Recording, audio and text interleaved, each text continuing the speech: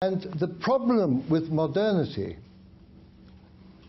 is that it only keeps alive by growing. It has to grow in order to remain alive. And the growth is so immense. I mean, look at the University of Cambridge. It's having to create new departments all the time in the sciences to keep that process of development continuing. And we go into that beautiful principle coming out of the concept of al-mizan, of balance, which is the deeper you go into matter, the greater are the forces that are released. And we know what happened when the atom was broken, split, the atom bomb. There is no question of these stopping what's happening. Because if you stop it, which you can't, it collapses. Our world collapses. Our modern world, which I call in the book a cult, because a cult is something which doesn't connect into heaven and doesn't connect onto the earth. It's like a world which is, this whole mechanical world is a kind of dream that has come out of the rational mind. And it doesn't make any sense, because it doesn't connect into nature, as we see. But most important of all, it doesn't connect into the heavens. There's a beautiful statement, which I quote in the book, of the wonderful Catholic historian, Christopher Dawson, said back in the 1930s. He said, modernity, this world that we're creating, modern man is cut off from the heavens and he's cut off from the earth. He's in this kind of in-between world of his own creation. So it's not something that I even contemplate. What I do see is two things happening in Cambridge. And I'm just looking at what's taking place. One is that there are whole groups of scientists, half the research scientists, are dealing with the problems that have been created by the unintended consequences. In medicine, in terms of global warming, you've got the Antarctic Survey, and they're all dealing with the problems. They're trying to solve the problems that have emerged, which are immense. And they are telling us, week by week, the terrible dangers that are facing us. Every week there's something new in medicine or in genetics or in any, all the different areas. And they're telling us this. And they've set up in Cambridge the Centre for the Study of Existential Risks. The other side of the research endeavour is to go deeper and deeper into matter to produce the next generation of unintended consequences. And these are going to be of a level which is going to make the atom bomb appear quite cuddly. So this is what I see. In terms of a solution, I wasn't intending in the book to even think of that. I was just observing the fact that these two things are happening. But also, what is very interesting is there is a movement of the scientists which is away from the abyss, trying to draw back from it in many areas. But the problem is not, we can't solve the problems by dealing with global warming, putting up screens, all this kind of ideas they have. God created man, man created the machine. He broke sacred time, sacred space, sacred relationships.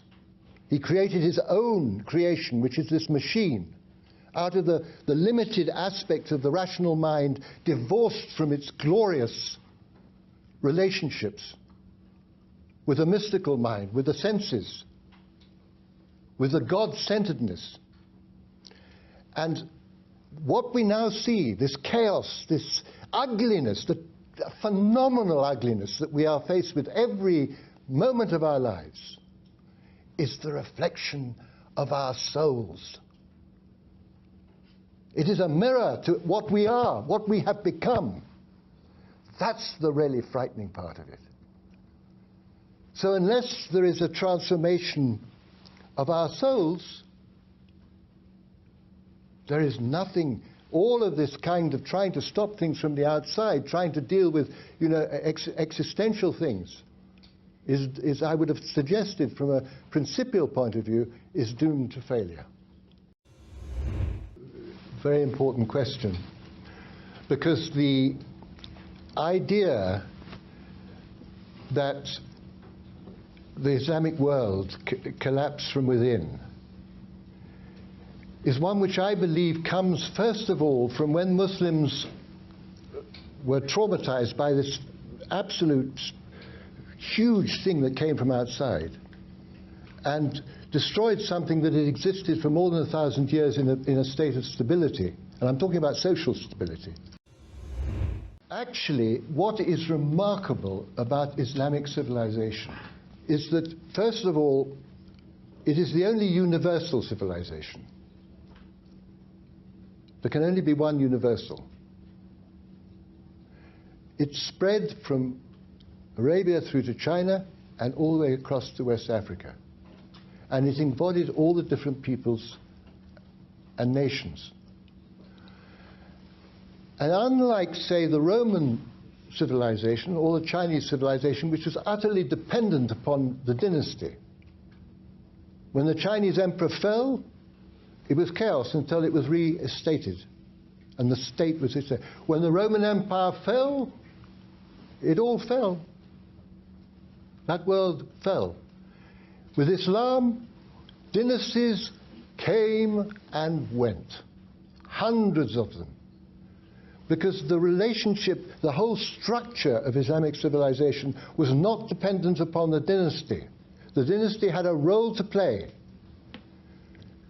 But the stability and the power of the civilization was within the whole Sharia culture education system, the world maintained by the scholars. So the important thing is that it was the great civilization of the Sharia and of the educational structure and of the arts.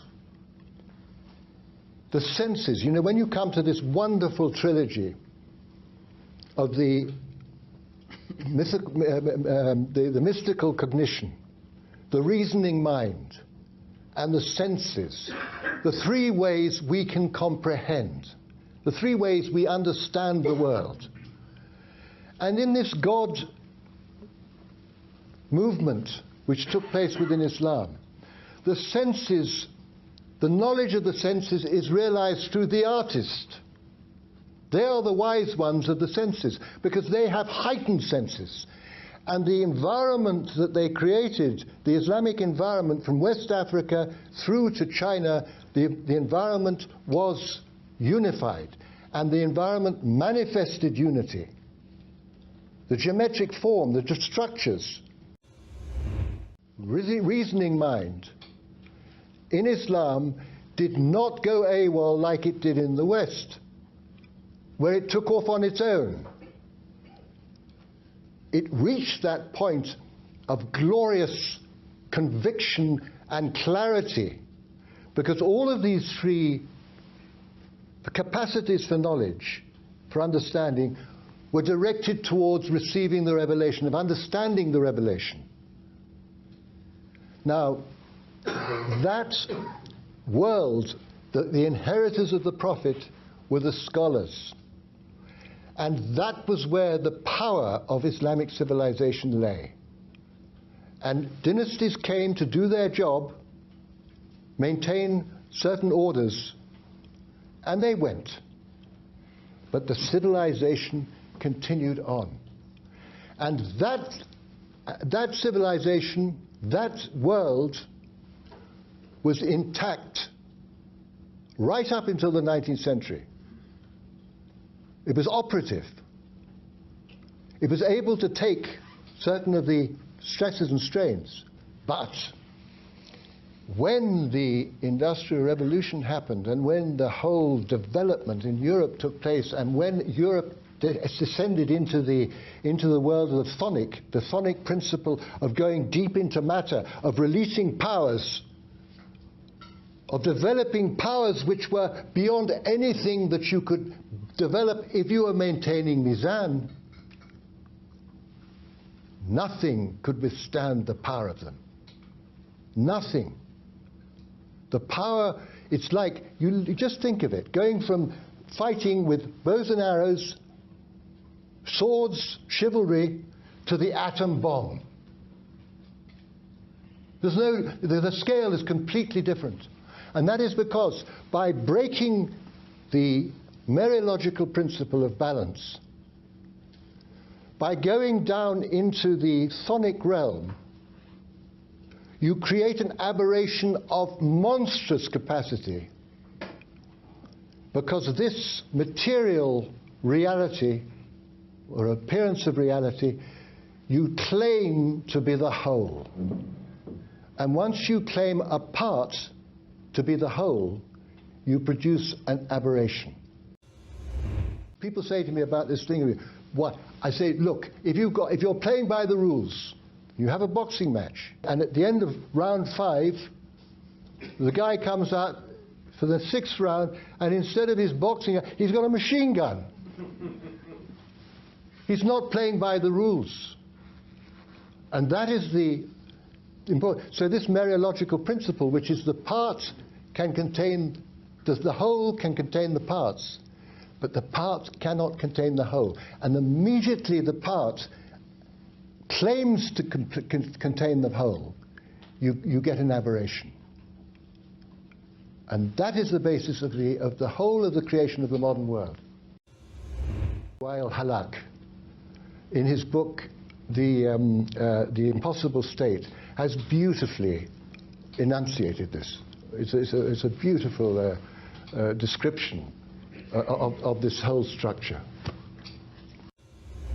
The reality is that the minute you break the mereological principle and you break the balance and you enter into the power of materiality, that power will provide you with the conquest of, you may conquer the whole world and lose your soul. That we are facing a crisis which is unique. Humanity has never faced anything like this before. And it is ever present. And it is eating into all our lives. It's going into our families. It's eating into the world of our children. Our children are worried. Our children are having mental problems. This is appalling. Childhood should never have been like this. So you can't balance the West with Islam. It's impossible. These two worlds have two completely different dynamics.